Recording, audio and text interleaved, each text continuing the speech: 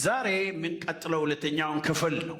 በክርስቲያናዊ ትምህርት መሰረት መንፈሳዊ ጦርነት ማለት አማኞች በሕይወታችን ላይ ካለው ከእግዚአብሔር ፈቃድና ከዓላማው ጋር ከፈቃድና ዓላማው ጋር ከሚቃወሙ የጨለማ መንፈሳዊ ኃይሎች ጋር በሚታዩና በማይታዩ ግን በቀጣይነት ባለ ውጊያ ውስጥ ተሰማርተዋል የሚለው የመጽሐፍ ቅዱስ እውነት ነው። መንፈሳዊ ውጊያ ማለት ገብቷችኋል? ይሄ እንዳለ ምናልባት ለመረዳት ከፈለጋችሁ ፒክቸር ማድረግ ነው። ረዘም አድርጌ ነው የጻፍኩት። እኔ አማርኛም ችግር ስላለብኝ አንዳንድ ጊዜ ምን እንደምናገር ራሱ አይታወቅም፣ እንኳን ለእናንተ ለእኔ። በክርስቲያናዊ ዶክትሪን አስተምህሮ መሰረት መንፈሳዊ ውጊያ ወይ መንፈሳዊ ጦርነት ማለት አማኞች በሕይወታቸው ላይ ካለው ከእግዚአብሔር ፈቃድና ከዓላማው ጋር የማይጣጣም ሐሳብ ካላቸው የመንፈሳዊ ዓለም ኃይላት ጋር በማይታይ ይውላቸው በሚታዩና በማይታዩት ነገር ግን ኮንቲኒየስሊ አታክ ከሚያደርጉ ውጊያዎች ውስጥ ተሰማርተዋል የሚለው መጽሐፍ ቅዱሳዊ እውነት መማር ማለት ነው። መንፈሳዊ ውጊያ መማር ማለት ያ ተጽዕኖ ምንድን ነው? እግዚአብሔር በሕይወታችሁ ላይ ያለውን ዓላማ እንደ አንድ አማኝ እንደ አንድ ክርስቲያን በሕይወታችሁ ላይ ያለው በኑሯችሁ በቤተሰባችሁ ላይ ያለውን ዓላማ ነሊፋይ ለማድረግ ከሚሰራው አሰራር መንፈስ ጋር የሚኖራችሁ ግብ ማለት ነው። መጽሐፍ ቅዱስ ይህ ውጊያ የሚደረገው በስጋዊ መሳሪያ ከሰዎች ጠላቶች ጋር ሳይሆን ይኸውላችሁ፣ በስጋዊ መሳሪያ ማለት ዱላ፣ በትር ምንድን ነው ይሄ ጩቤ፣ ሽጉጥ ምናምን በእነዚህ ነገሮች እና አልፎም ደግሞ ሰዎች ለምሳሌ ኔሚት ጓደኞቻችሁ ወይም ደግሞ በጣም ይቃወመኛል የምትሉትን ሰው ስም ጥሩ። ከነሱ ጋር ሳይሆን በእግዚአብሔር ላይ ባለው መንፈሳዊ ጥገኝነት የምንዋጋው መሳሪያችን በእግዚአብሔር ላይ ባለን ጥገኝነት፣ ከዚያ ደግሞ ከመንፈሳዊያን ተገዳዳሪዎቻችን ጋር ናቸው። ኖት ከሰብአዊያን ከሰዎች ጋር ሳይሆን በሰዎች አልፎ ሰዎችን ተጠቅሞ ሐሳቡ መርዝ ከሚረጭብን አደገኛ መንፈሳዊ ዓለም ጋር ነው የምንዋጋው። there is something behind the scene ከምናየው ጀርባ ማንም ሰው እናንተን ለማሰቃየት፣ ለመስደብ፣ ለማቁሰል፣ ለማናደድ ፍላጎት ያለው የለም። ጥሩ ወዳጅ መሆን ይፈልጋል ማንም አይደለም እንዴ? ማንም ሰው መጥፎ ሰው መሆን ፈልጎ የሚወጣ ሰው ያለ አይመስለኝም። there is some power behind ገብቷቸው አንድ ኃይል አለ ከዛ ጀርባ ያለ። ውጊያችን ታዲያ ከዛ ሰው ጋር ሳይሆን እንደዚህ ከሚያደርገው መንፈስ ጋር ነው። ኦኬ።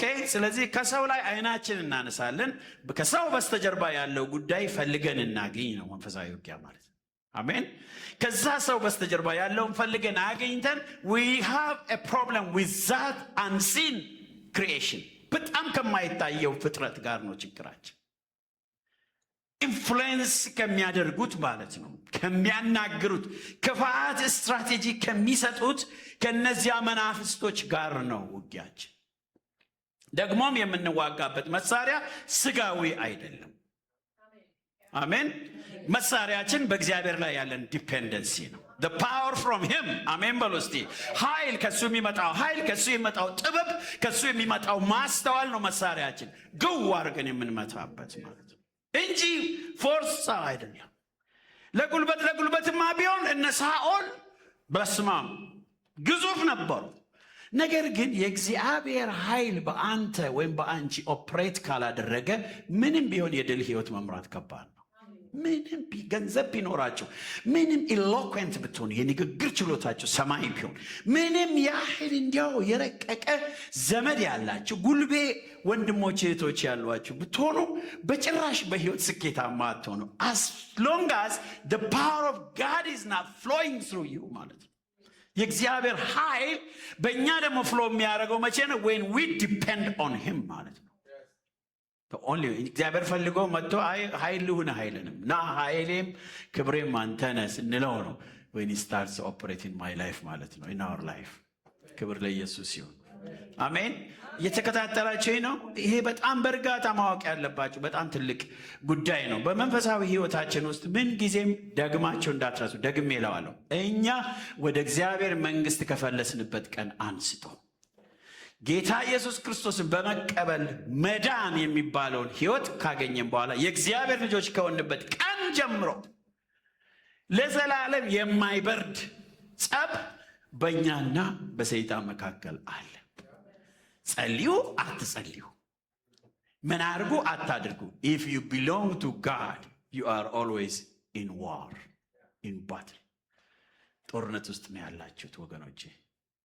እሱን ነው የምንመለከተው። ማለት የውጊያው ተፈጥሮ ነው የምናየው። የውጊያው ተፈጥሮ አሁን የተናገርኳቸውን በፖይንት ባይ ፖይንት ለማስቀመጥ ነው። የውጊያው ተፈጥሮ መጽሐፍ ቅዱስ እውነተኛው ጠላት ማን ነው ብሎ ነው የሚነግረን ነው ያልኩት። ያለ እንዲሁም ምን እንደሆነ ግልጽ ያደርጋል። ምንድን ነው ምን ጠላታችን ማን ነው ምንድን ነው ብሎ ነው መጽሐፍ ቅዱስ የሚያስተምረን። አሁን ብዙዎቻችን ዲፊትድ የምንሆነው የምንሸነፈው ጠላታችን ማን እንደሆነ በቅጡ ስለማናውቅ ነው። ጠላታችን እገሌ ነው፣ አበበ ነው፣ ደግነሽ ናት ምናምን ስለምንል ጠላቶቻችን እሷ ሴትዮ የኔን መውደቅ ትመኛለች፣ እሱ ሰውዬ ለእኔ በጎ አይናገርልኝም፣ ደመኛዬ ነው ነው የምንለው። we can never win the battle። በዚህ ቋንቋ ወገኖች ባትሉን ማሸነፍ በፍጹም አንችል። ይሄ በረጅም ዓመት ቆይታና ኑሮ ውስጥ የተማርኩት ትልቅ ነገር ነው። የተማርኩት ስላችሁ የተጻፈ እኮ ነው ኦልሬዲ። በልምምድ ደረጃ ማለት በልምምድ ደረጃ የተማርኩት ይሄ ከእንትና ጋር ከእገሊት ጋር ከእገሌ ጋር ያለኝ ግብግብ ምንጊዜም ሽንፈት ነው ያመጣብኝ። ነገር ግን ወደ ቤት የተመልሼ በእንትና ጎን ቆመ እሱ ሳይጠላኝ ጥላቻን የምታመጣ በጌታ በኢየሱስ ክርስቶስም አፈርሰሃለሁ እለዋለሁ። ከዛን ቀን ጀምሮ በእንትና በኩል ያለው ጥላቻ ወገቡ የተመታ ሆኖ አየዋለሁ። መጽሐፍ ቅዱስ እውነተኛው ጠላት ማን ነው ወይም ደግሞ ምን እንደሆነ ነው የሚነግረን። አማኞች ሰዎችን እንደ ዋና ጠላት አድርገው እንዲመለከቱ ሳይሆን ከማታለል ከመከፋፈልና ከተለያዩ ፈተናዎች ጀርባ ያሉትን መንፈሳዊ ኃይላትን ጠላቶችን እንዲገነዘቡ ነው መጽሐፍ ቅዱስ ትእዛዝ የሰጠው። ከእያንዳንዱ ፈተና ከእያንዳንዱ መከፋፈል ከእናንተ ሐሳብ ጋር አጌነስት ከሆነ ሐሳብ ጋር የሚመጣው ከየት ነው? ከሰዎች አይደለም። መጽሐፍ ቅዱስ የሚያዘን ምንድን ነው? ቴክ ኦፍ ዩር አይስ ፍሮም ዩር ፍሬንድስ ነው የሚለን። ዓይንህን ከወንድምህ ላይ አንሳው። ይኸው ምንድን ነው የሚለው? ባለፈው ያነበብኩላችሁ ነው ይሄ አይደለም። መጋደላችን ከደምና ከስጋ ጋር አይደለም። አለቀ እኮ። ከሰዎች ጋር አይደለም። ስጋና ደም የኛ አይደለም። ስጋና ደም እኮ ሌላ አይደለም። መጋደላችን ከደምና ከስጋ ጋር አይደለምና ከነማን ጋር ነው እንጂ። እነዚህ ደግሞ ሶስቱ የአጋንንት ሃይራርኪ ነው ያስቀመጠው ጳውሎስ ብዬ ነግሬያቸዋለሁ። ምንድን ነው ያለው? ከአለቆችና ከስልጣናት ጋር። እነዚህ አንድ ዲቪዥን ናቸው። መጋደላችን ማለት ነው። ሶስት ፍሮንት አለው፣ ሶስት ዲቪዥን አለው ጠላት ብዬ ባለፈው ልክ ሶስት የጠላት ግንባር እንዳለ ሶስት ሃይራርኪ አለው ደግሞ ጠላት ብዬ ነግሬያቸዋለሁ። የመጀመሪያው አለቆችና ስልጣናት የሚባሉት ናቸው። ቀጥሎ ደግሞ ከዚህ ከጨለማ ዓለም ገዦች ጋር ሁለተኛው ናቸው። የዚህ ይሄ አሁን ያለንበት ኮስሚክ ሌቭል ላይ ያሉት። ከዛ ደግሞ በሰማያዊው ስፍራ ካለ ከክፋል መንፈሳዊያን ሰራዊት ጋር ነው እንጂ። ጠላቶቻችሁ ሶስት ቦታ የተደረደሩ ናቸው እንጂ አጠገባቸው የተቀመጡ አይደሉም። የውጊያው ኔቸር ስጋዊ አይደለም። የውጊያው ኔቸር እንደምናውቀው በሙቪ እንደምናየው በኢትዮጵያዊነታችን ብዙ ወሬ ስንሰማ ምናልባት ተሳትፈንበትም እንደምናውቅ ብዙ ዜና ስንሰማበት እንደነበረው እገሌ ገሌ እንደመሰሰ 6,000 ሰው ጦር ተደመሰሰ እነገሌ ገሌን ገደሉ የሚለው አይደለም። ኔቸሩ is too different, very different from what you know ነው የሚለው። ጦርነት ስለተባለ ብቻ እንካ በለው ያዘው አይባልም። ኔቸሩን ማወቅ አለበት። the nature of your war, the nature of your struggle ምንድን ነው? ጳውሎስ አስቀምጦልናል። ኔቸር አሁን ዛሬ በጣም አነስ ያለ ነገር ነው ተናግሬ መጨረስ የምፈልገው። ወደፊት ግን በእነሱ ነገሮች ላይ ቢልድ እያደረኩ መሄድ እፈልጋለሁ። ተመልሼ ስመጣ ማለት ነው እንደገና የመስበክ እድል ሳገኝ። ምንድን ነው የሚለው? ሁለተኛ ቆሮንቶስ ምዕራፍ 10 ከ3 እስከ 4 ደግሞ ምንድን ነው? ኔቸሩን እንድታውቁ ነው። በሰው ልማድ ምንም እንኳ የምንመላለስ ብንሆን፣ ምልልሳችን በምን ልማድ ነው? መልስ ስጡኝ እስቲ። ምልልሳችን በሰው ልማድ ነው። እንደ ሰው ቡና እንጠጣለን፣ እንደ ሰው እንጀራ እንበላለን፣ እንደ ሰው ወክ እናደርጋለን፣ እንደ ሰው ቫኬሽን እንሄዳለን፣ እንደ ሰው ምን እናደርጋለን? እንተኛለን። የሰው ልማድ ነው መተኛት፣ መብላት፣ መጠጣት የሰው ልማድ ነው። ማንኛውም የሰው ልማድ እንዳናደርጋለን። ነገር ግን what differs us from ሰው ከሰው ልማድ የሚለየን ምንድን ነው የሚለው? እንደ ሰው ልማድ ምንም እንኳን የምንመላለስ ብንሆን እንደ ሰው ልማድ አንዋጋም። በጣም የቱ ጋር ነው ክርስቲያን የሚለየው? በውጊያ ጉዳይ ላይ እንደ ሰው አብረ ቡና ስለጠጣህ፣ አብረ ስለ ምግብ ስለበላ፣ አብረ ስለኖርክ፣ እንደ ሰው ልማድ ተኝተ ስለተነሳ፣ እንደ ሰው ልማድ ወደ ስራ ሄደ ስለመጣ፣ እንደ ሰው ልማድ የተከፈለህን ፔሮልህን ቼክ እያረክ ብትኖር፣ ነገር ግን እንደ ሰው ልማድ አትዋጋም ነው የሚለው። I am different when it comes to war. በጣም ከወለዱኝ እናት አባቴ፣ ከጓደኞቼ፣ ከዘመዶቼ በጣም እጅግ እንደው አይዶላይዝ ከማረጋቸው በጣም ከምወዳቸው በጣም የሚለየኝ ወገኖች ወይ አይዶዋር ነው። እንዴት እንደምዋጋ ወገኖች ይለየኛል። ስለዚህ ልዩነታችን ይከበር። እስቲ አሜን በሉ ወገኖች። ልዩነታችን ይከበር። እሺ ሲልሽ እሺ ምናምን አይባልም። ምክንያቱም እነሱ እንደሚዋጉ እኛ አንዋጋ። መቼ ይዋጥልንና? እዚህ ጋር እኮ ነው የሚተናነቀን። ከማናንሽ እኔ በጠፌ ነው እንጂ ማጮላት ነው የምንለው እንጂ አይደለም እንዴ? ደሜን አፍልታማ አትኖራትም ነው የምንለው እኮ። ግን መጽሐፍ ቅዱስ ምን ይላል? you are different, I am different በሉ እስቲ። I am different በሉ ወገኖቼ። when it comes to war ዲፍረንስን ጠብቅ። እንደ ሰው ልማድ አንዋጋም። የጦር ዕቃችን ራሱ ይላል። የጦር ዕቃችን ምን አይደለም? ስጋዊ አይደለም። ስጋዊ ጦር ዕቃ ምንድን ነው? ጥፊ። ስጋዊ የጦር ዕቃ ምንድን ነው? ዱላ፣ እጭ ምናምን፣ ይሄ ስድብ ስጋዊ አይደለምና። ነገር ግን ከምታዩት ከስጋዊ የጦር ዕቃዎች በላይ ምሽግን ለመስበር በእግዚአብሔር ፊት ብርቱ ነው። በጥፊ ምሽግን አትሰብርም። በጥይት ምሽግን አትሰብርም። ጠላት የመሸገበትን አንተን ዕድሜን ሁሉ የሚያጎሳቆልበትን ምሽግ መስበር የምትችለው በመንፈሳዊ መሳሪያ ነው። ስለዚህ choose to pick what is right for you። መሳሪያ የቱ መሳሪያ እንደሚጠቅም አውቀህ እሱን ፒክ አድርገው ነው። ዛሬ እኮ ቤተ ክርስቲያን በስጋዊነት እኮ ዝንጥ ብላ ነው የምትኖረው። ጉዳዩም አይደለም መንፈሳዊነት ማያሳስባት። ይሄ ነው ቅድም የነገርኳቸው። እንዲሁ ሳስበው ሳየው የእግዚአብሔርን ቃል ሳገላብጥ ውይ ጌታ ሆይ በጣም ይቀረናል እኮ ማለት እያልኩ ኖራለሁ። ዲስሳቲስፋይድ ሆኛለሁ ብዬ ያልኳቸው ለዚህ ነው። ዛሬ በቤተ ክርስቲያን ሰዎች ስታዩቸው 2 እና 3 ከዛም በላይ ቸርች አላቸው ሰዎች። እዛ ጋር እኮ ጾም ጸሎት ነበረን ይሏቸዋል መጥተው። እናንተ እኮ የእኛ ሜምበር ነው ብለው ነው የምትጠብቋቸው። እዛ ጋር እኮ ምኑ ከምኑ ዝብርቅርቁ የወጣ ባለፈው እንዳልኳችሁ ደግሞ ፍሪጅ ፍጀው ልበል፣ ፍሪጃችን ይፍጀው። እዛ ፍሪጃችን ሲተቀመጡ አንዳንድ ጉዳዮች ደግሞ ያሳስቡኛል በጣም። የፍሪጅ ፍተሻ ቀን ብዬ ቀጠሮ ይዤ እመጣለሁ እንጂ ወደ ሰው ቤት ፍሪጅ ፈትሻል። ምን ፍሪጃችን ውስጥ እንደተቀመጠ የሚደፉ ነገሮች አይጠፉም። እጅግ በጣም መንፈሳዊነት መስመር የሳተበት ጊዜ፣ ጠላት በጣም ግራውንድ እያገኘ ያለበት ጊዜ ነው። ከፍተኛ ግራውንድ እያገኘ ነው ያለው ጠላት። ይገርማቸዋል።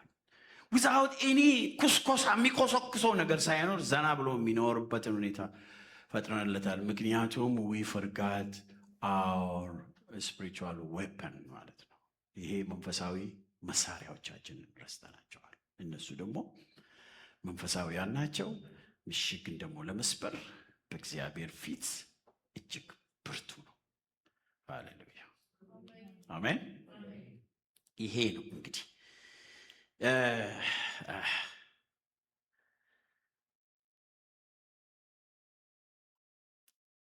ኦልራይት ልቀጥል ደግሞ ቢያል እንደ ይሄ ነው የዘግቼው ነው። ሁለተኛው ክፍል የዚህ ትምህርት ሁለተኛው ክፍል የውጊያ መሳሪያዎች አሁን የተናገርኩት ነው። እንግዲህ ኤኒዌይስ በውጊያ መሳሪያዎች የመከላከያና የማጥቂያ ዕቃዎች ናቸው። በደንብ ወደዚህ ገብቼ ሳልናገር ባለፈው ጊዜ የነገርኳችሁን ነገር አስተውሉ። ብዙ ሄደን የምንወስደው አዲስ ግራውንድ የለም ብያቸዋለሁ። because everything has conquered by Christ ብያቸዋለሁ። ጌታ ሁሉን ነገር ኮንከር አድርጎ ሰጥቶናል። የኛ ትልቁ ስራ ምንድነው? የተሰጠንን ማስጠበቅ ነው። አሜን። የተሰጠንን ማስጠበቅ በጭራሽ ተወስዶም ከሆነ ማስመለስ ነው የኛ ስራ ማለት ነው። ስለዚህ የመከላከያና የማጥቂያ ያልኳችሁ ለዚህ ነው። ዲፌንሲቭ ኤንድ ኦፌንሲቭ መሳሪያዎች አሉ ማለት ዕቃዎች የእግዚአብሔር ትጥቅ በኤፌሶን ምዕራፍ 6 ቁጥር 10 እስከ 18 ላይ ሐዋርያው ጳውሎስ አማኞች የእግዚአብሔርን ዕቃ ጦሮች በመያዝ ለመንፈሳዊ ጥቃት ጽኑ ሆነው ለመቆም እንዴት እንደሚችሉ በመግለጽ የዕቃ ጦሮቹን ሁሉ ዘርዝሯል። እያንዳንዱ ክርስቲያን የእግዚአብሔርን ዕቃ ጦር በመያዝ በመንፈሳዊ ጥቃቶች ውስጥ ጸንቶ ቆመው ሳይሸነፉ ሳይርበደበዱ ጦርነቱን ማሸነፍ የሚችሉባቸውን የዕቃ ጦሮች ዘርዝሯል ጳውሎስ። እነሱ በጣም የሚገርሙ የጦር ዕቃችን ስጋዊ አይደለም። አሁን ቅድም ያልኳቸው ነው። ምሽግን ለመስበር ግን በእግዚአብሔር ፊት ብርቱ ነው። እነዚህ ዕቃዎች ስጋዊ መሳሪያዎች ሳይሆኑ በክርስቶስ ላይ የተመሰረቱ መንፈሳዊ እውነቶችንና አቋሞችን ይወክላሉ። እነዚህ መሳሪያዎች በክርስቶስ ላይ የተመሰረቱ መንፈሳዊ እውነቶች እና አቋሞችን ይወክላሉ። በክርስቶስ ላይ ቤዝድ የሆኑ ኖሌጅ ነው። እነዚህ ዕቃዎች የኖሌጅ ናቸው። የሆነ አንስተን በእጃችን እንደዚህ የምናደርጋቸው አይደሉም። መሳሪያዎቹ በክርስቶስ ላይ የተመሰረቱ ዕውቀቶችና አቋሞችን ነው የሚወክሉት። አመጣቸዋለሁ፣ ዘርዘር አድርጌ እናገራለሁ። እነዚህ እንግዲህ እንዴት ኤንላርጅ እስቲ ትንሽ ኤንላርጅ አድርጉት፣ ትንሽ ሳይወጣ ወደ ውጭ እንዳይጠፋ ሌላው። ይሄ አሁን በፐርፕል የተጻፈው የጦር ዕቃው ነው። በቀይ የተጻፈው ደግሞ የመጽሐፍ ቅዱስ ጥቅስ ነው። መንፈሳዊ ትርጉሙ ደግሞ በጎን ያለው ነው ማለት ነው። ኦኬ።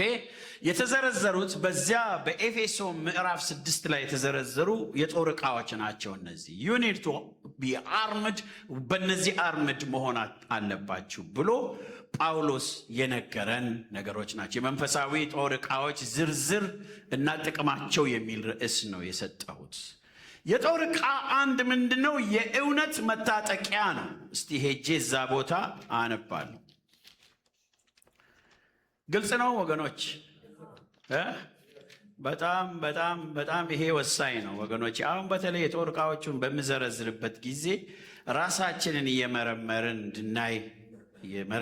ራሳችንን እንድናይ ያስፈልጋል። በቀረውስ በጌታና በኃይሉ ችሎት የበረታችሁ ሁኑ፣ የዲያብሎስን ሽንገላ ትቃወሙ ዘንድ እንዲቻላችሁ የእግዚአብሔርን ዕቃ ጦር ሁሉ ልበሱ ይላል። ምን ማድረግ እንዲቻላችሁ?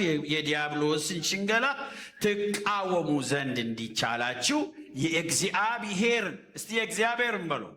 እነዚህ የጦር ዕቃዎች የእግዚአብሔር ናቸው። እግዚአብሔር ነው የሚያስታጥቀን እና የእግዚአብሔርን ዕቃ ጦር ሁሉ ምንድን ነው የሚለው? የእግዚአብሔርን ዕቃ ጦር ሁሉ ልበሱ ይላል። መጋደላችን ከደምና ከሥጋ ጋር አይደለምና ስንናገር የነበርነው ነው። ወደ ቁጥር 13 ይሄድና ምንድን ነው የሚለው? ስለዚህ በክፉ ቀን ለመቃወም ሁሉን ፈጽማችሁ ለመቆም እንድትችሉ የእግዚአብሔርን ዕቃ ጦር ሁሉ አንሱ ይላል። በክፉ ቀን ማለት ጠላት ኃይለኛ አታክ በሚያደርግበት ቀን ሁሉን ምንድነው በክፉ ቀን ለመቃወም ሁሉን ፈጽማችሁ ለመቆም እንድትችሉ የእግዚአብሔርን ዕቃ ጦር ሁሉ አንሱዋል። የዕቃ ጦሮቹን ነው ከዚህ በኋላ የሚዘረዝረው። እንግዲህ ወገባችሁን በእውነት ታጥቃችሁ ይላል። ወገባችሁን በእውነት ታጥቃችሁ የጽድቅ ጥሩር ለብሳችሁ በሰላም ወንጌል በመዘጋጀት እግሮቻችሁ ተጫምተው ቁሙ። በሁሉ ላይ ጨምራችሁ የሚንበለበሉትን የክፉን ፍላጻዎች ሁሉ ልታጠፉ የምትችሉበትን የእምነትን ጋሻ አንሱ። የመዳን ራስ ቁር የመንፈስ ሰይፍ ያዙ፣ እርሱም የእግዚአብሔር ቃል ነው። በጸሎትና በልመና ሁሉ ዘወትር በመንፈስ ጸልዩ። በዚህም ሐሳብ ስለ ቅዱሳን ሁሉ እየለመናችሁ በመጽናት ሁሉ ትጉ እያለ ይቀጥላል። መሳሪያዎቹን ሲደረድራቸው ማለት ነው። አሁን መንፈሳዊ ውጊያ ውስጥ በምትኖሩበት ጊዜ የሚያስፈልጋችሁ ትጥቅ ይሄ ነው። አገራት በጣም አድቫንስድ ቴክኖሎጂ ምንድነው መሳሪያዎች ከሚያመርቱ አገሮች በብዙ ገንዘብ ይገዛሉ መሳሪያ ለመዋጋት ከጠላቶቻቸው ማለት ነው። ከጠላቶቻቸው ቀድመው ለመገኘት አድቫንስድ የሆነ ዌፐን እነዚህ ምንድነው መሳሪያዎችን ይገዛሉ። እኛ ደግሞ አድቫንስድ የሆነው የጠላት ላይ አፐር ሃንድ የሚሰጣችሁ በጠላት ላይ ሁልጊዜ በላይ የሚያደርጋችሁ ይሄ ነው ብሎ መጽሐፍ ቅዱስ የመጀመሪያው የጦር ዕቃ ምንድነው? የእውነት መታጠቂያ ነው። ወገባችሁን ምንድነው የሚለው? ወገባችሁን በእውነት ታጥቃችሁ ይላል። ኤፌሶን ምዕራፍ 6 ቁጥር 14 ነው። መንፈሳዊ ትርጉሙ ምንድነው? ሕይወትን ከመታለል ወይም ከባህል ዝንባሌዎች ይልቅ በታመነው የእግዚአብሔር እውነት ላይ መመስረት ማለት ነው። ሕይወታቸውን በእግዚአብሔር እውነት ላይ ቢልድ ማድረገው። ምክንያቱም ጠላት የተሳሳተ ኢንፎርሜሽን ይዞ ይመጣል። ከውጊያ መሳሪያዎቹ አንዱ ምንድነው? ሮንግ ኢንፎርሜሽን። እግዚአብሔር ጥሎሃል፣ እግዚአብሔር አይፈልግም፣ እግዚአብሔር ከአንተ ጋር ጉዳይ የለውም፣ በቃ ይሄን ይዞ ይመጣል። የእውነት መታጠቂያ ምን ያደርጋል? በውስጥ ያለውን እውነት ስለ አንተ የእግዚአብሔር ቃል የተናገረውን ያንን ምን ታደርገዋለህ? ቡም ትለቅበታል። ኖ you're lying because አልጥልህም አልተውህም ተብሎ ተጽፏል ትለዋለህ ማለት ነው። that is የእውነት መታጠቂያ። እግዚአብሔር ሁላችንንም ይርዳ። ወገኖቼ በደንብ አድርጋችሁ አድምጡ። የእውነት መታጠቂያ እንግዲህ ወገብህን በእውነት መታጠቅ በራሱ በእግዚአብሔር እውነት ላይ በመመስረትና በታማኝነት በመኖርና የሰይጣንን ውሸት ማታለልና ማዛባት መዋጋት ነው የእውነት መታጠቂያ ማለት ወገኖቼ። እግዚአብሔር ሁላችንንም ይርዳን። አሜን። ጌታ በእውነት ሁላችንንም ይርዳን። ተመልከቱ፣ የእውነት መታጠቂያ የእግዚአብሔርን እውነት መሞላት ነው። ምክንያቱም ሁልጊዜ ዲያብሎስ ኢየሱስ ጋር አሁን መጨረሻ ላይ ያመጣዋለሁ። ኢየሱስ ጋር እንኳን ሲመጣ ምን ብሎታል? እግሮችህ እንዳይሰናከሉ ስለ አንተ መላእክቱን ያዛል ይላልና ራስህን ወደ መሬት ፈጥፍጠው አለው። that is used in a wrong way ማለት ነው። ጥቅሱ ከመጽሐፍ ቅዱስ የተወሰደ ቢሆንም ጠላት የወሰደው but he is using in a wrong way። ጌታ ግን ምን አለው መሰላችሁ? ጌታ አምላክህን አትፈታተነው ተብሎ ተጽፏል። ይሄ ነው የእውነት መታጠቂያ ማለት። እንዳይመታ ጠላት እንዳያገኝህ፣ የማይሆን ነገር እንዳያስሞክርህ፣ በማይፈለግ ገደል ውስጥ እንዳይከትህ፣ ወንድሜ እህቴ በማይሆን መንገድ ላይ እንዳይመራን ጠላት ምን እንደሆነ መገኘት አለብን። በእውነት ወገባችን ታጥቆ መገኘት አለብን።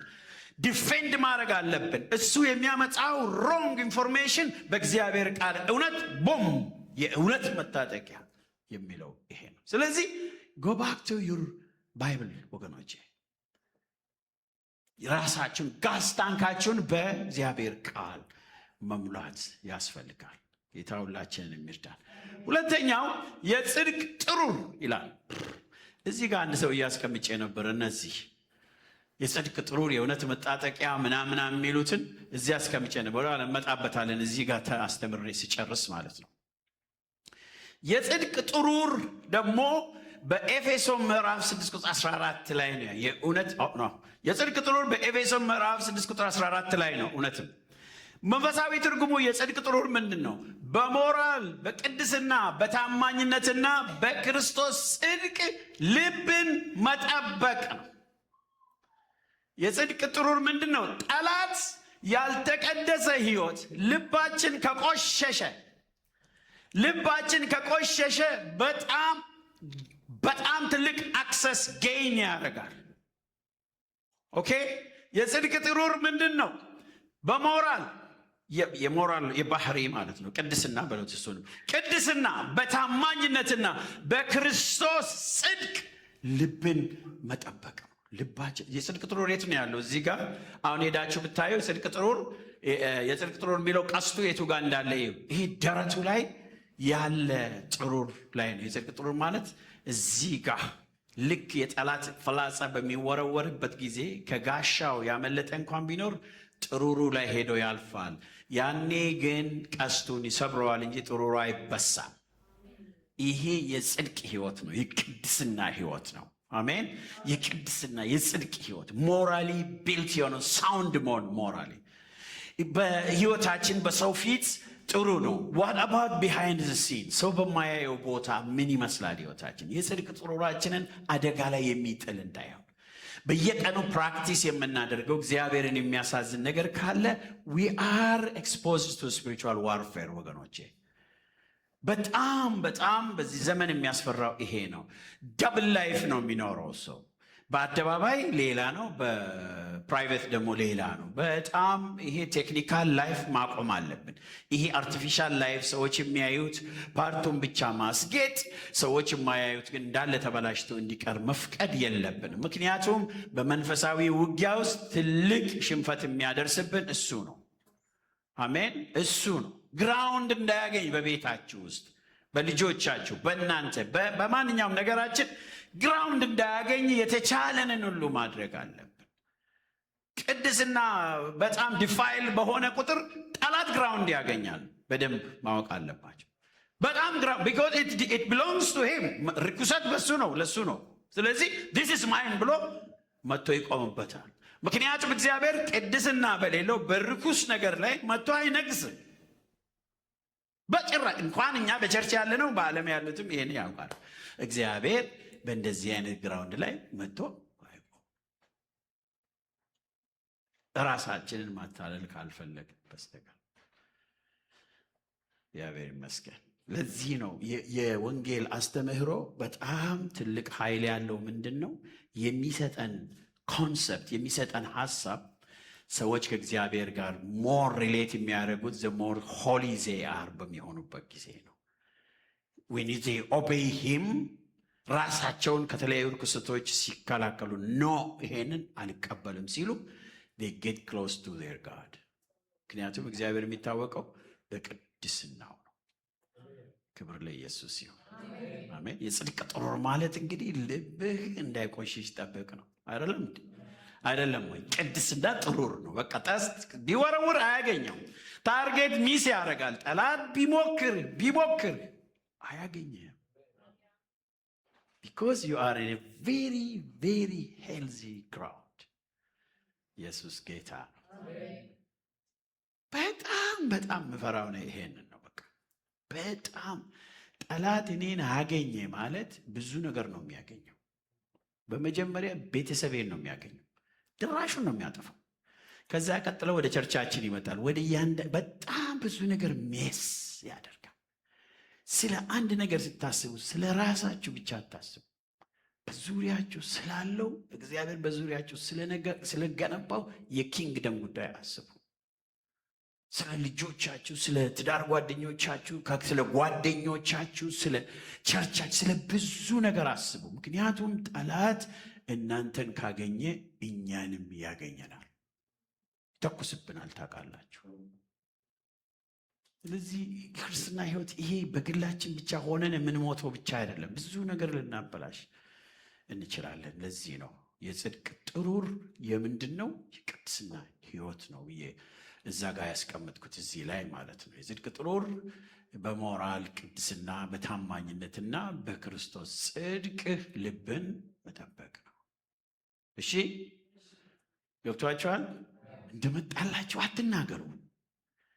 እንደመጣለት ሬጅ ያርጋሉ። አንዳንድ ሲናደዱ የሚናገሩትን አያውቁም። ቅርታ ተናድጄ ነበር ቅድም ይላሉ። ቀድሞ ነገር እንደዚህ በዛ ደረጃ መናደድ አልነበረብህም ነው። እግዚአብሔር እኮ ማቀዝቀዣ አለው አይደለም? የሆነ ነገር ልባችንን አጀስት ካላረገው እንዳለ ከነነፍሱ ይዘነው ከመጣን አደጋ አለው በጣም። የጽድቅ ጥሩር እስቲ የጽድቅ ጥሩር በሉ። የጽድቅ ጥሩሬን እጠብቃለሁ በሉ። ኮንፊደንት ሁኑ። አሜን በሉ። ኮንፊደንት ሁኑ። ዶንት ቢ ፊርፉል አትሁኑ። ምክንያቱም በክርስቶስ ነው ይሄ ሁሉ የሚሆንልን። ግን እኛ ሪስፖንሲቢሊቲ መውሰድ አለብን ስለምንኖረው ኑሮ። ምክንያቱም ጌታ እየተከታተለ አይኖርልንም። አንድ ጊዜ ህይወትን ይሰጠናል። ከዚያ በኋላ ደግሞ ህይወታችንን የምንይዝበትን ማይንድ እውቀት ደግሞ በቃሉ አስቀምጠውልናል። ኢየሱስ ጌታ ነው። የሚቀጥለው የጦር ዕቃ ምንድን ነው? የሰላም ወንጌል ጫማ ነው። እሱ ደግሞ የዚህ ሰው እየተመልከቱ ጫማው ወታደሩ የሰላም ወንጌል ጥቅሱ የቱ ጋር ነው? በኤፌሶን 6 ምዕራፍ 15 ላይ ነው ያለው። ምንድን ነው መንፈሳዊ ትርጉሙ? ወንጌል በሚሰጠው ሰላምና እርቅ ጸንቶ መቆምና ዝግጁ መሆን። ሰላም የሚሰጥህ ወንጌል ነው። ወንጌል የሚሰጥህ እርቅ፣ ከእግዚአብሔር ጋር መታረቅን የሚሰጥህ ማን ነው? ወንጌል ነው። ከሰዎች ጋር በሰላም እንድትኖር የሚረዳ ምንድን ነው? ወንጌል ነው። እርቅ መታረቁን ባገኘንበት በጌታችን በኢየሱስ ክርስቶስ በኩል ስለ እናንተ ነው፣ ስለ እግዚአብሔር እንመካለን ይላል። ይገርማችኋል። መታረቅ ያገኘነው በወንጌል። ወንጌል ደግሞ ክርስቶስ ነው። አይደለም እንዴ? አይደለም ወይ? እየተማራችሁ ነው? ግን እንዲህ ስታዩኝ እኮ እንዴ ብቻዬን አስለፈለፉኝ እነዚህ ሰዎች ይላሉ። አዎ እንዴ ምናምን የሚል ሰው ጠፋ እኮ። ድሮም የለም፣ ኬት ይመጣል ዛሬ? ይው የሰላም ወንጌል በሚሰጠው ሰላምና እርቅ ጸንቶ መቆምና ዝግጁ መሆን። ወንጌል ከእግዚአብሔር ጋር እርቅ ሰጥቶ ከሆነ ጸንተ እዚያ እርቅ ውስጥ ኑር። ሰላም አግኝተህ ከሆነ መጥቶ ሰላምን ሰበከላቸው ይላል አይደል መጽሐፍ ቅዱስ። ወንጌል ሰላምን ከእግዚአብሔር ጋር ከሰዎች ጋር ከሰጠ ስቴይ ኢን ዜር። ጠላት መጥቶ ሰላም እንዳይነሳ፣ ከእግዚአብሔር ጋር ጦርነት ላይ እንዳለህ እንዳያሳምንህ፣ በዚያ እርቅና ሰላም ውስጥ ኑር፣ ህብረት ውስጥ ኑር። ጌታ ስሙ ይባረክ። ወገኖች ሆይ ይሄ ለሚቀጥሉት 1 ዓመታት ማለት ይችላለሁ በዚህ ጉዳይ ላይ እኔ በተደጋጋሚ መጥቼ አስተምራለሁ ብዬ አስቤያለሁ። this is very ዲፕ ነው መንፈሳዊ ውጊያ ትምህርት። ባለፈው ያነሳሁላችሁን ይሄ ስፒሪቹዋል ማፒንግ ጉዳይ ራሱ እንደገና ማፕስዬ የምትቼ እናደርጋለን። እዚህኛው የኛን አካባቢ ምን አይነት ነገሮች እዚህ ውስጥ እንደሚሰሩ፣ እነማን ምን ቢያደርጉ ነው ውጤታማ ምን እንደ ቤተ ክርስቲያን እንኳን አድቫንስ ማድረግ የምንችለው ግራውንድ ስንይዝ ነው። አይደለም ወይ? ግራውንዶቹ ግን በተለያዩ መናፍስት አሰራር ከተያዘ እኛ ዝም ብለን ካየነው we cannot gain the ground because people in that particular place are ተይዘዋል። በዚህ ቴሪቶሪያል በሆኑ መናፍስት ማለት ቴሪቶሪያል ስፒሪቶች አሉ። ገብቷቸዋል። ይሄ ቴሪቶሪያል ገዢ መናፍስት አሉ በየቦታው በተለያየ ምክንያት ቴሪቶሪያል ሆነው ማንም አይነካንም ብለው የሚኖሩ።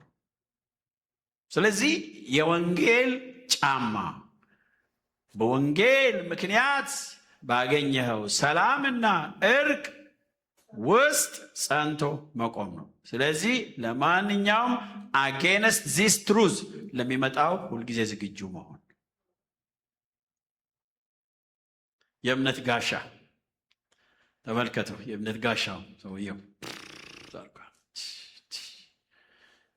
የእምነት ጋሻ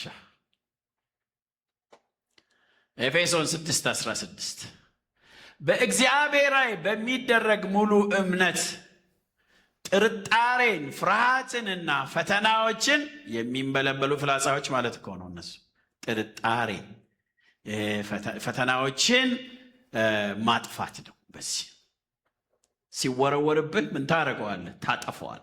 ልክ መጥቶ ጋሻው ላይ የእምነት ጋሻው ላይ እምነት ማለት ነው በእግዚአብሔር ላይ ያለ እምነት እነዚህን ሁሉ ይመክታል ነው።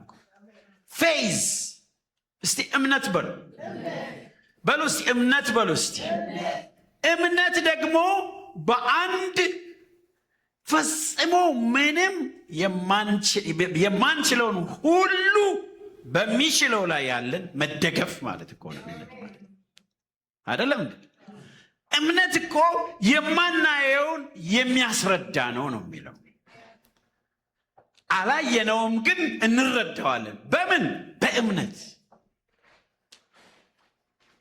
እምነት እኮ እግዚአብሔርን የሚያሳየን መነጽር ነው።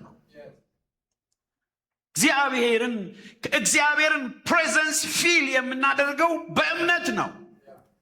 ስለዚህ እምነት ምንድን ነው? ማንኛውንም ፌሪ ዳርት እዛ ጋር ያስቀመጥኳቸው የሚንበለበሉ ፍላጻዎች፣ እነዚህ ፌሪ ዳርትስ የሚንበለበሉ ፍላጻዎች በዚህም ይወረወራሉ እምነታችንን ለማቆሰስ፣ እኛን ወደ ታች ለማውረድ። የእምነት ጋሻ ግን እነዚህን ሁሉ ጠራርጎ ይከላከላቸዋል፣ አንዳቸውም እኛ ላይ እንዳያርፉ። ስለዚህ እምነት ከፍ ይበል በሕይወታችን ላይ። መንፈሳዊ ውጊያ መሳሪያዎች፣ የእምነት ጋሻ። ዋው! የመዳን ራስ ቁር ሄልመንት፣ ጭንቅላቱ ላይ ያስቀመጠው ሄልመንት። አንዳንድ ጥይቶች እዚህ ጋር ነው መምታት የሚፈልጉት ኮንፊውዝ ሊያደርጓችሁ። የመዳን ራስ ቁር ኤፌሶን 6:17 አእምሮንና በክርስቶስ በሚገኘው የዘላለም መዳን እርግጠኝነት መጠበቅ። አእምሮን እና ልብን ለማለት ፈልጌ ነው። በክርስቶስ በሚገኘው የዘላለም መዳን እርግጠኝነት መጠበቅ ነው። እርግጠኝነታችንን ኮስችን እንድናደርግ የሚያደርግ አሰራር ነው። መዳናችንን ኮስችን እንድናደርግ የሚያደርግ አሰራር። መጽደቃችን ዛሬ በቤተ ክርስቲያን ውስጥ በጣም ፋለሲ ነው ያለው። በጣም የደህንነት አስተምህሮ ከባድ ችግር ውስጥ አለ፣ በተለይ ኢትዮጵያ ውስጥ ያለችዋ ቤተ ክርስቲያን። ምክንያቱም ሰዎች እምነታቸውን መዳናቸውን ሉዝ ታደርጋለ በሚል ፍርሃት ውስጥ ይኖራሉ።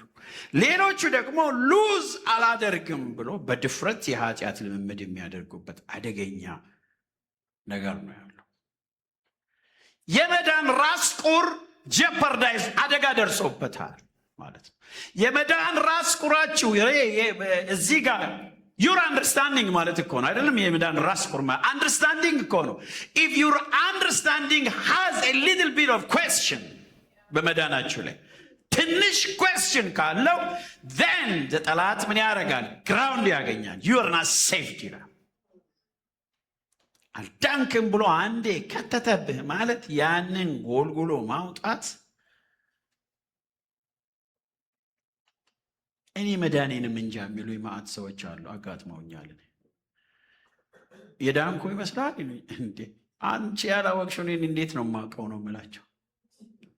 ሰው አያውቅላችሁም እኮ እናንተ ናችሁ የምታውቁ። የመዳናችሁን ደስታ የምታውቁት እናንተ ናቸው። ኖ ማተር ዋት አይ አም ሪሊ ሴቭድ።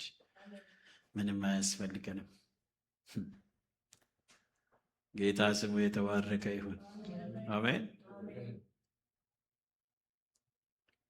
አእምሮን በክርስቶስ በሚገኘው የዘላለም መዳን እርግጠኝነት መጠበቅ። ለዘላለም ነው የዳንኩት። ይኸውላችሁ መጽሐፍ ቅዱስ ነው ምንድን ነው የሚለው? በእርሱ የሚያምን የምን ህይወት ይላል? ንገሩ። የምን ህይወት ይላል? የዘላለም ህይወት ማለት ምን ማለት ነው? ንገሩ። ምን ማለት ነው? ማያቋርጥ ማለት ነው አይደለም? የዘላለም ህይወት እንዲኖረው እንጂ ምን እንዳይሆን ንገሩ። ምን እንዳይሆን። ስለዚህ አንዴ ከዳነ ሰው አይጠፋም፣ አይጠፋም። በጣም ተጠንቀቁ ወገኖቼ። ይሄን ጥቅስ እንኳን ቁጭ ብሎ ያለምንም ኮሜንተሪ አንብቦ መረዳት ካልቻለ ሰው I don't know how you can get to some deeper things ወገኖቼ። ጳውሎስ እንደዚህ ያለ እግዚአብሔር በወንጌል በኩል መዳንንና አለመጥፋትን ወደ ብርሃን አምጥቷል። ምን ወደ ብርሃን አምጥቷል? አለ መጥፋትን ወደ ብርሃን አውጥቷል። የዘላለም ሕይወት ማለት የዘላለም ሕይወት ነው። it is not questionable። እግዚአብሔር እኔን ለማዳን ልጁን ያን ያህል ያሰቃየውን ሁሉ ዛሬ ጠዋት ባደረግኳት ጥቂት ነገር እንዳለ ያንን አፍርሶ እኔን ሲኦል ይከተኛል ብዬ ያመንኩለት የመዳን ራስ ቁሬ ወልቋል ማለት ነው። እሷን ነገር እንዴት እንደሚጠቀምበት ጠላት። በመጀመሪያ ደረጃ መዳን ሲንለስ ነው የሚያደርገን። አሜን በሉ እስቲ። መዳን ምን ያደርጋቸዋል? ኃጢአተኝነትንና ስጋዊ ምኞትን ክደን ነው የሚለው ቲቶ ምዕራፍ 2 ቁጥር 11 አይደለም እንዴ? ሰዎች የሚድኑበትን ጸጋ እግዚአብሔር ምን አድርጓል? ገልጧል አለ ጳውሎስ አይደለም እንዴ? ሰዎች የሚድኑበት ምን ሆኗል? ጸጋ ተገለጠ አለ። ያም ጸጋ ደግሞ ይላል አንዴ ከዳንክበት በኋላ የሆነ ፓወርለስ ሆኖ በውስጥ ማዳን ብቻ አይደለም ስራው። ጸጋው ማዳን ብቻ ሳይሆን ኃጢአተኝነትና ስጋዊ ምኞትን ምን አድርገን ክደን በጌታ በኢየሱስ ክርስቶስም። የዳነ ሰው እኮ ኃጢአተኝነትና ስጋዊ ምኞትን ይክዳል። ክደን ታላቁንና የተባረከውን ተስፋችንን የጌታችን የኢየሱስ ክርስቶስ መገለጥ እንዴት እንደምንጠብቅ በዚህ ዘመን ያስተምረናል። So what do you think? ምን አይነት ቴዎሎጂ ነው ይዛችሁ ያላችሁት? What is the theology about your salvation? ወገኖቼ ምንድን ነው? ውዝግብ፣ በቃ ሁልጊዜ መከራከር፣ ውዝግብ። ፍስሐ የስተት ትምህርት ያስተምራል አሉኝ አንድ ጊዜ። ለምን ሰው ከዳነ ዳነ በቃ ብሎ ስለሚያስተምራሉ እና ከዳነ በኋላ እንደሚጠፋ ልጠብቅ እንዴ? አልጠብቅም። because the saving power of the faith is exceedingly ከምንም ነገር በላይ ነው።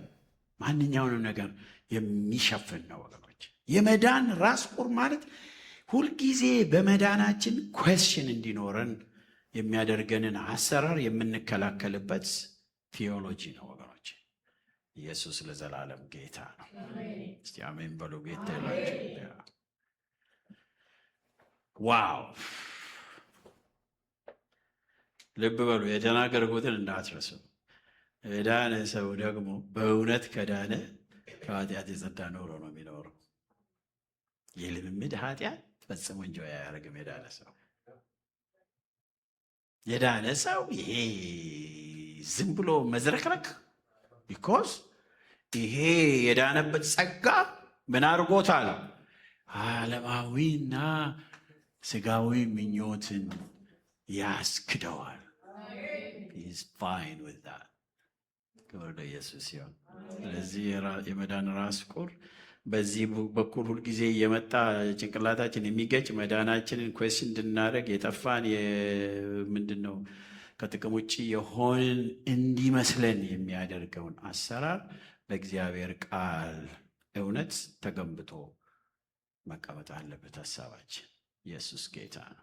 እኔ ጌታን ወደዋለሁ። ማንም አስገድዶኝ አይደለም ጌታን የተቀበልኩት። ይሄን ሁሉ እስከ 40 ዓመት ሊደርስ የሚችል ጉዞ የተጓዝኩት ማንም አስፈራርቶኝ አይደለም። ምንም ፈርቻ አይደለም።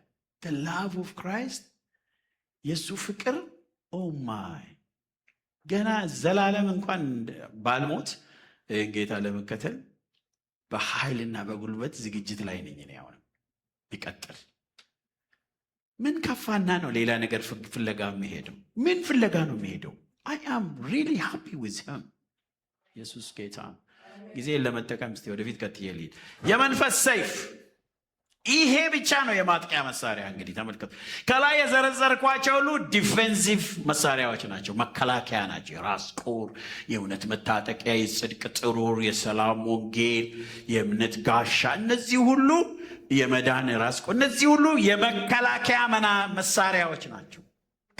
ከጠላት ወደ እናንተ የሚመጣውን የምትከላከሉ የመጨረሻው የማጥቂያ መሳሪያ ይሄ ነው፣ የመንፈስን ሰይፍ።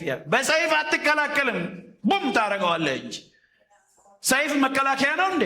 መዋጊያ ነው እንጂ። ሃሌሉያ! የመንፈስን ሰይፍ ያዙ፣ እሱም የእግዚአብሔር ቃል። ኢየሱስ ለዘላለም ጌታ። የእግዚአብሔርን ቃል በሐሰትና በፈተና ላይ እንደ ንቁ የማጥቂያ መሳሪያ መጠቀም ማለት ነው። በቃ የእግዚአብሔርን ቃል እንደ ማጥቂያ ከአካባቢያችን የሐሰት አስተሳሰብን ማስወገጃ፣ ይሄ የርግማን አሰራርን ማስወገጃ። እርግማን ምናምን ሲያወራ ይሄን ሰይፍ ይዘን እንገባለን። እግዚአብሔር ይባርካለሁ፣ ዘርህን ሁሉ ባርከዋለሁ ብሎ ለእኔ ተናግሮኛል። በጌታ በኢየሱስ ክርስቶስም እርግማንን ይዘን ጥሞ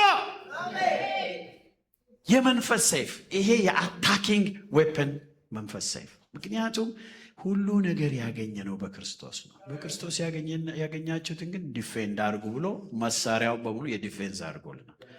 መጨረሻ ላይ ግን አለ እኮ ይገርማል። መጨረሻ ላይ ግን ምናልባት የተወሰደብህ ነገር ካለ ወደ ጠላት ሰፈር አታክ አድርገህ ገብተህ፣ አሜን፣ ገብተህ ወደ ጠላት ሰፈር አታክ ጋር ግን ቷ ታደርግና የወሰደብህም ምን ታደርገዋለህ? አምጣ አሁን ብለህ ተቀብለህ ወደ ሰፈር ትመልሰዋለህ ነው። ሃሌሉያ አሜን በሉ ወገኖች። የአታኪንግ ዌፐናችን ግን የእግዚአብሔር ቃል ሰይፍ ነው። ይሄ ነው ወገኖች። መጀመሪያ ላይ ያመጣሁት ይሄ የውጊያ መሳሪያዎቻችን እነዚህ ናቸው። እንግዲህ አሁን እዚህ ጋር የተቀመጡት ማለት የኢየሱስ የተዋጋበት ምሳሌ ታውቃላችሁ ተብሎ ተጽፏል ብሎ የተናገረበትን ይሄንን የተጠቀመበት አሁን ያስተማርኳችሁን ትምህርት ኢየሱስ ደግሞ ተጠቅመዋል። ኢየሱስ በምድረ በዳ በቆየባቸው 40 ቀናት ውስጥ መንፈሳዊ ፈተናን እንዴት መቋቋም እንደሚቻል አሳይቷል። ዋናው መምህራችን በሰይጣን ሲፈተን ስጋዊ ኃይል ወይም ክርክርን አልተጠቀመም። ኦኬ፣ ጉልበት አልተጠቀመም፣ ጭቅጭቅ፣ ክርክር አልተጠቀመም። ይልቁኑ እያንዳንዱን ውሸት በቀጥታ ከመጽሐፍ ቅዱስ ቃል ጋር አነጻጽሮታል። ያንዳንዱን ጠላት ያመጣውን ውሸት ጌታ ከመጽሐፍ ቅዱስ ቃል ጋር በማነጻጸር ነው ግንባሩን የመታው። እስቲ አነባል እንኳ ብጨርስ ደስ ይለኛል። ማቴዎስ ወንጌል ምዕራፍ 4 ላይ ሉቃስ ነው ያልኩት። ሉቃስ ምዕራፍ 4 ኦኬ። ሉቃስ ምዕራፍ 4 ማቴዎስ 4 አንድ አይነት ሐሳብ ነው ሪፍሌክት የሚያደርጉት። ኢየሱስም በመንፈስ ቅዱስ ሞልቶበት ከዮርዳኖስ ተመለሰ። በመንፈስም ወደ ምድረ በዳ ተመርቶ 40 ቀን ከዲያብሎስ ተፈተነ። በእነዚያም ቀኖች በዲያብሎስ ተፈተነ ይላል። በደንብ አስቡ እንግዲህ። በእነዚያም ቀናቶች አልበላም። ከተጨረሱም በኋላ ተራበ። ይኸውላችሁ ተራበ። he is hungry, he is looking for what? food። ተራበ። ዲያብሎስም የእግዚአብሔር ልጅ ከሆንክ ይህን ድንጋይ እንጀራ ሁን ብለህ እዘዝ አለ። because you are now hungry, you're longing to eat. so by hook or crook አንተ ምግብ ማግኘት አለብህ። አሁን your need is what? food. so you need to get food. ድንጋይ ራሱ ዳቦ መሆን አለበት ይለዋል። ኢየሱስም ሰው በእግዚአብሔር ቃል ሁሉ እንጂ በእንጀራ ብቻ አይኖርም ተብሎ ተጽፏል ብሎ መለሰለት። ክርክር አልቀረበም፣ እውነት ነውና ጠላት ወደሚቀጥለው ፈተና ሄደ። ዲያብሎስም ረጅም ወደሆነ ተራራ አውጥቶት የዓለም መንግስታት ሁሉ በቅጽበትም አሳየው። ዲያብሎስም ይህ ስልጣን ሁሉ ክብራቸውም ለእኔ ተሰጥቷል፣ ለምወደው ለማንም ሰጠዋለሁና ለአንተ ሰጠሃለሁ። ስለዚህ አንተ በእኔ ፊት ብትሰግድ ሁሉ ለአንተ ይሆናል አለው። ኢየሱስም መልሶ ለጌታ ለአምላክ ስገድ፣ እርሱንም ብቻ አምልክ ተብሎ ተጽፏል አለው። ተብሎ ተጽፏል የምትለዋን ነው የማመጣው በኋላ። ምንም ክርክር አልነበረም። በቃ ተመታ ጠላት። እስቲ ተመታ በለው። ሁለተኛ ጊዜ ተመታ በለው እስቲ። ሶስተኛ ሙከራ ላይ ገባ ደግሞ። አሁን ተመልከቱ። ከዚያ ዲያብሎስም ይህ ስልጣን ሁሉ ክብራቸው ለእኔ ተሰጥቷል ምናምን እያለ ይቀጥላል። ኢየሱስ መልሶ ለጌታ ለአምላክ እርሱንም ብቻ አምልክ ተብሎ ተጽፏል አለው። ወደ ኢየሩሳሌም ደግሞ ወሰደው፣ በመቅደስም ጫፍ ላይ አቁሞ ይጠብቁ ዘንድ መዝሙር 90 ነው የሚያነብለት። ይጠብቁ ዘንድ መላእክቱ ስለ አንተ ያዝልሃል፣ እግርህንም በድንጋይ ከቶ እንዳትሰናክል በእጃቸው ያነሱሃል ተብሎ ተጽፏልና። ይኸውላችሁ አሁን ምን እንደሚጠቀም ታውቃላችሁ? በተጽፏል መጣህ አይደለም፣ እኔም በተጽፏል እመጣለሁ አለው። ብሎ ተጽፏልና የእግዚአብሔር ልጅ ከሆንክ ከዚህ ወደ ታች ራስህ ወርውር አለ። ኢየሱስም መልሶ ጌታ አምላክህን አትፈታተነው ተብሏል። የእግዚአብሔር ልጅ መሆኔን ለማረጋገጥ አይደለም ያንን ጥቅስ የምጠቀመው ነው፣ በህይወት ውስጥ ለሚያጋጥመኝ ነው እንጂ እናንተን ፕሩፍ ለማድረግ አይደለም የእግዚአብሔር ቃል የተቀመጠው። እኛም ፕሩፍ how powerful we are, how best person we are ፕሩፍ ለማድረግ አይደለም የተጻፈው። ጠላት ማን ነው? ሰይጣን ግን how best you are we want to see use this word አለው። ጌታ ግን ምን አለው? ኖ ጌታ አምላክህን ምን አታድርግ? አትፈታተን ተብሎ ተጽፏል። ዲያብሎስም ፈተናውን ሁሉ ከጨረሰ በኋላ እስከ ጊዜው ከእርሱ ተለየ። because he was defeated። ዲያብሎስ የተለየው ህይወት እግዚአብሔር ይስጠን። አሜን። ኢየሱስ ተለየው እኮ ምክንያቱም ሰውዬ አይቻልም ማለት በቃ በፍጹም አይቻልም። ኢየሱስም አንድ ቦታ ሲናገር እንደዚህ አለ፣ የዚህ ዓለም ገዢ አሁን ይመጣል፣ በእኔ ላይ ግን ምንም የለውም ማለት ስልጣን አይደለም፣ በእኔ ላይ ምንም የለውም ማለት ምክንያት እኔን አታክ የሚያደርግበት ምንም አይነት ግራውንድ የለው። because he defended every truth of God according to the will of God። የእግዚአብሔርን እውነት እንደ እግዚአብሔር ፈቃድ ነው የተጠቀመው። ኢየሱስ ፈተናውን ያለፈው በዚህ ነው። ሃሌሉያ። ማቴዎስ 4:4 ላይ ስታነቡ ኢየሱስ መልሶ እንዲህ አለ፣ ሰው ከእግዚአብሔር አፍ በሚወጣው ቃል ሁሉ እንጂ በእንጀራ ብቻ አይኖርም ተብሎ ተጽፏል። ለእግዚአብሔር ስልጣን ያለውን አቋም ለማጠናከር ጌታ ኢየሱስ ለእግዚአብሔር ስልጣን ያለውን አቋም ለማጠናከር ተብሎ ተጽፏል የሚለውን ቃል 3 ጊዜ ተጠቅሟል። ተብሎ ተጽፏል። ምን ለማድረግ? ለእግዚአብሔር ስልጣን ያለውን አቋም ጠንካራ አድርጎ። ወገኖቼ ለእግዚአብሔር ስልጣን ያላችሁ አቋም ጠንካራ ከሆነ ውጊያውን በድል ታሸንፋላችሁ። ኢየሱስ ለዘላለም ጌታ ነው። ለድል የሚረዱ ተግባራዊ ስልቶችን ነግሬያችሁ ጨርሳለሁ። መጽሐፍ ቅዱስ አማኞች ጠላትን ተቋቁሞ በድል እንዲመለሱ ቀጥተኛ ተግባራዊ እርምጃዎችን ይሰጣል። እያንዳንዱ ክርስቲያን በመንፈሳዊ ውጊያ ውስጥ በድል እንዲመለስ መጽሐፍ ቅዱስ ተግባራዊ እርምጃዎችን ይሰጣል። መገዛትና መቃወም ያዕቆብ ምዕራፍ 4 ለእግዚአብሔር ተገዙ፣ ዲያብሎስን ምን አድርጉ? ተቃወሙ። ኦኬ የመጀመሪያው ህይወታችን ምን መሆን? መንፈሳዊ ውጊያ ውስጥ ከመግባታችን በፊት we need to submit to the authority of God። ለእግዚአብሔር ተገዙ ይላል መጽሐፍ ቅዱስ። ከዚያ በኋላ ምን አድርጉ? ዲያብሎስን ተቃወሙት፣ እሱም ከእናንተ ይሸሻል። ከየት ሆነ ነው የምትቃወመው? በራስ ዓለም ከቆምክ አይሸሽህም ነው። ለእግዚአብሔር ተገዝተ የእግዚአብሔር አውቶሪቲ ከበር አድርጎ ከሆነ ግን ይሸሻል። ስለዚህ የመጀመሪያው ስትራቴጂ ምንድን ነው? ለእግዚአብሔር መገዛት ነው። ቤታችን፣ ኑሮአችን፣ ትዳራችን፣ ኢኮኖሚያችን every bit of our life should submit to the authority of God። ወገኖቼ የሆነ ነገሩን አሸሽታችሁ የሆነ ነገር ሰጣችሁ ተገዝቻለሁ no, the whole counsel, the whole thing በእግዚአብሔር አገዛዝ ስር ትገባለህ። ከዚያ በኋላ ጠላትን ትቃወማለህ፣ እሱም ድባቅ ይመታል። አሜን። እውነተኛ መንፈሳዊ ጦርነት የሚጀምረው ራስን ለእግዚአብሔር በማዋረድ ነው። አሜን። ከዛ ነው የሚጀምረው። ከጠላትን ከመምታት አይጀመርም። ለእግዚአብሔር እጅ ከመስጠት ነው። I am here Lord, reign on me፣ በእኔ ላይ ንገስ come on እያለ እንድንቀጥል ኢየሱስ ጌታ ነው። እንዴ መለስኩት እንዴ ወደኋላ? አይ ጉልበቴን ሲይዝ ነው እንግዲህ ሲዋጋኝ እየመጣሁበት ነው። ይሄውላችሁ መገዛት በሉ እስቲ፣ ከዚያ መቃወም በሉ ወገኖች። ያ ያዕቆብ 4:7 ብታነቡ ይሄንን ነው የሚነግረን። ተግባባን? ሁለተኛ ቋሚ ጸሎትና ንቃት። በጸሎትና በልመና ሁሉ ዘወትር በመንፈስ ጸልዩ፣ በዚህም ሐሳብ ስለ ቅዱሳን ሁሉ እየለመናችሁ በመጽናት ሁሉ ትጉ። የጸሎት ህይወት፣ የጸሎት ማለት ምን ማለት ነው? ኮንቲኒየስ ጸሎት ማለት ነው። ይሄ አንዳንዴ የጠላት ፍላጻ በዛብን ብለን ትዝ የሚልን ልምምድ አይደለም። ሃቢቹዋል አድርገን በየቀኑ የጸሎት ህይወት ውስጥ ካለን ጠላትን እንደዚህ አይነት ህይወት አይደፍርም። አሜን በሉ። ቢኮዝ ጸሎት ወደ እግዚአብሔር መገኘት ይከታቸዋል። አይደለም እንዴ? ወደ እግዚአብሔር እኮ መገኘት ውስጥ ነው የሚከታቸው። የምታወሩት የምታደርጉት ሁሉ ያምራል፣ ይጣፍጣል። ዋይ? ቢኮዝ ዩ ኢመርስ ዮርሰልፍ ኢን ፕሬየር። ስለዚህ በልመና በጸሎት ሁሉ ዘወትር በመንፈስ ጸልዩ። ቋሚ ጸሎት ያልኳቸው ኤፌሶን 6:18 ላይ ነው። ይሄ ከዚህ መንፈሳዊ ውጊያ አካባቢ የጻፈው ጽሑፍ ነው። የመጨረሻው በኃጢአት ምክንያት ለዲያብሎስ እድል ፈንታ አለመስጠት ነው።